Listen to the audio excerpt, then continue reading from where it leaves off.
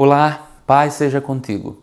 Semana passada eu recebi uma mensagem de um amigo que mostrava um projeto bem inusitado. Era uma postagem dessas de Instagram. Alguém pegou diversos textos do Antigo Testamento, textos do livro de Jeremias, do livro de Levítico, de Êxodo, e fez uma lista de recomendações dadas por Deus ao povo de Israel lá por volta do ano de 1250 a.C. A ideia da pessoa era linkar tudo aquilo com os acontecimentos dos nossos dias, com restrições sociais que temos vivido nesse tempo de pandemia e que também era comum para aquela época. Eram textos que falavam de reclusão e de cuidados na higiene pessoal para que a lepra e outras doenças não se espalhassem ali no meio do povo, em pleno deserto, que é onde Israel estava naquele momento. É incrível como alguém tem a coragem de manipular frases e ainda combiná-las com os textos bíblicos e ainda no final querer dizer que aquilo ali mostrava como a Bíblia é relevante para nossos dias. Isso, na verdade, aponta para uma grande dificuldade que o nosso mundo tem de entender corretamente a Bíblia. E eu não estou falando de não cristãos, pelo contrário. Pesquisas mostram que cerca de 80% dos cristãos nunca leram a Bíblia toda e que mais de 50% dos pastores também não. Com números tão preocupantes como esse, não é de se admirar que vejamos tantas aberrações no que diz respeito ao contato com a Bíblia. Muitos erros na interpretação das Escrituras, por exemplo, se dão pelo simples fato de uma leitura mal feita ou desatenta diante do texto. Além, claro, das divergentes linhas de pensamento quanto ao que está sendo lido. Veja, quando pegamos a Bíblia, nós estamos diante de um texto antigo, produzido numa época muito específica, por autores diferentes, num período de mais ou menos 1500 anos. Ao mesmo tempo, estamos diante da palavra de Deus, de um texto inspirado pelo Espírito Santo que fala sobre a condição humana e sobre a salvação por meio de Jesus. Ou seja, se esse livro nos fala sobre como podemos ser salvos, temos que dar mais atenção a ele. Contudo, o que eu tenho percebido ao longo da minha vida é que quando se fala na Bíblia, parece que as pessoas largam toda a sua capacidade de pensar e começa com cogitações, misticismo e um terrível anti-intelectualismo, como que não há o que aprender por meio da razão. Lembrem que a capacidade de raciocinar não é um erro, não é uma consequência do pecado. Pelo contrário, é o resultado da imagem de Deus no ser humano. Deixa eu citar aqui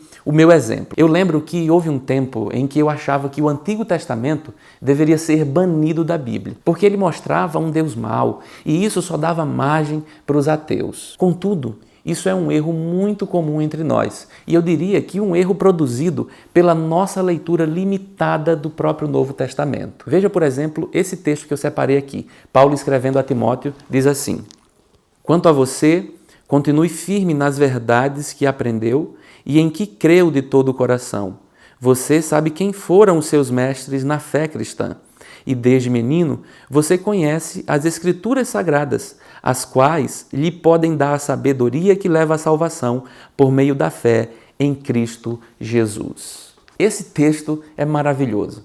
Paulo está escrevendo para que Timóteo não caia nas armadilhas dos falsos mestres. Para Timóteo permanecer na verdade, ele precisava se apegar ao que aprendeu com as Escrituras. Lendo esse texto com a mente do século XXI, você logo pensa na Bíblia quando ouve Escrituras Sagradas. Mas, na verdade, essa Escritura a que Paulo se refere é o Antigo Testamento. Ou seja, o apóstolo Paulo está dizendo que o Antigo Testamento fala sobre a salvação em Cristo. Como assim?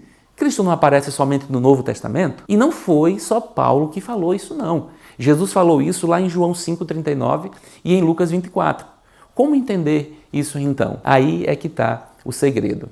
A Bíblia não é um livro mágico cheio de enigmas que devem ser descobertos pelos mais espirituais. A Bíblia não é um amuleto que tem seu poder ativado quando você abre o livro. Ela não é um livro de magia que contém os ingredientes de poções mágicas que nos darão milagre. Não é um livro que fala das coisas misteriosas do fim dos tempos e que você tem que decodificar tudo isso. A Bíblia não é relevante porque misteriosamente acerta alguns eventos do nosso presente e do futuro. A Bíblia é relevante porque conta a nossa história.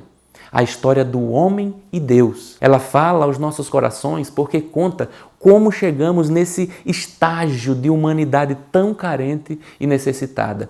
Mostra Deus restaurando pessoas que estavam perdidas em um mundo arruinado. Fala de como o vazio existencial pode ser preenchido. E isso não de forma misteriosa, mas atingindo nossa mente e o nosso coração. Não podemos reduzir a Bíblia a um enigma. Isso nos deixa vulneráveis a todo tipo de engano e enganadores. Não fique esperando da Bíblia aquilo que ela não se propõe a dar. Ore a Deus não só para descobrir coisas ocultas. Ore pedindo que Ele abra seus olhos para aquilo que já está revelado e você ainda não entende. Isso não é trabalho exclusivo de teólogos ou de profissionais da religião. Isso é para mim, para você, na vida real, enquanto trilhamos nosso caminho nesse mundo mau. Com isso, eu não estou dizendo que não há coisas difíceis de se entender na Bíblia. Pelo contrário, há muita coisa que não saberemos explicar, mas o que está claro pode ser conhecido melhor. Eu quero me colocar à disposição para te ajudar, se eu puder, claro. Você quer começar a ler a Bíblia de forma diferente?